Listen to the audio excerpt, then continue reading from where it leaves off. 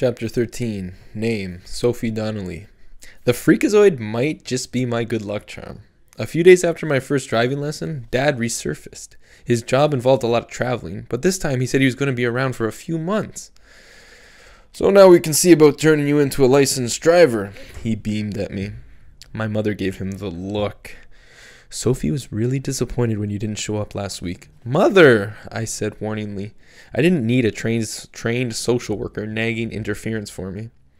Dad chose not to pick up on the vibe. "Well, I'm here now," he said cheerfully. "Let's go." And we did.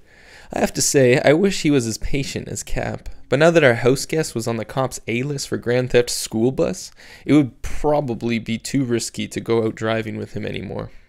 Cap was doing his Tai Chi under the weeping willow when I maneuvered Dad's Saab into the driveway. "God bless America." Dad was astonished. "That's the stray your mother brought home?" "The very same," I sighed. "Does he have to do that right out in the open in broad daylight?" "He used to stick closer to the house," I admitted. I persuaded him not to. 3 buckets of water did the trick. One thing about Cap, it did take a brick building to fall on him. Dad laughed. "You're a saint to put up with it, Soph. This is cruel and unusual." We agreed on that, especially the part about me being a saint.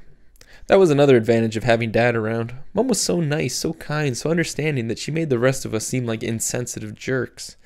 But Dad took one look at Cap Anderson and instantly understood my side of the story. Moments like this really made me miss him when he was away, which was most of the time. Dad waved to our house guest as he walked me to the door. "Nice moves, kid. I used to do a little kendo in my younger days." He could make conversation with a brick wall, part of his salesman DNA. Cap looked disapproving. "That's with swords, isn't it?" "Rain would never teach me anything that used weapons." Dad nodded in agreement. "We trained with padded sticks so no one got hurt. Purely ceremonial. It was all about pressure points and energy flow. I'll show you one of these days." To me, he said, "Gotta run. But first," he reached into his pocket and pulled out a small jewelry box. "Belated birthday present." Yeah, 7 months belated. I took it from him thrilled. It was a silver bangle set with multicolored stones. "Love it. Thanks, Dad." I was about to try it on when he snatched it back. "Not so fast. I just wanted to make sure you liked it before I have it engraved." Cap stared at the bracelet, hypnotized.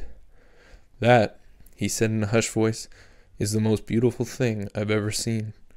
Leave it to him. The kid grew up surrounded by wooden planks and fertilizer. The shiniest object in his life was probably an old pitchfork. No wonder he took a few rhinestones for the crown jewels. Dad tried to make it into a joke. "I guess you don't get out much." I didn't get out at all until I came here. We never left Garland, except to lay in supplies.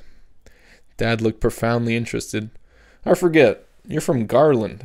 Sophie's mom grew up there. What's it like these days?" There followed a description of this year's turnip crop that would have put a Tasmanian devil to sleep. Dad was classy. He looked totally fascinated by the whole thing, but every now and then he would shoot me a smirk that had me thinking sad thoughts just to keep from cracking up. Oh, it was great to have Dad back again.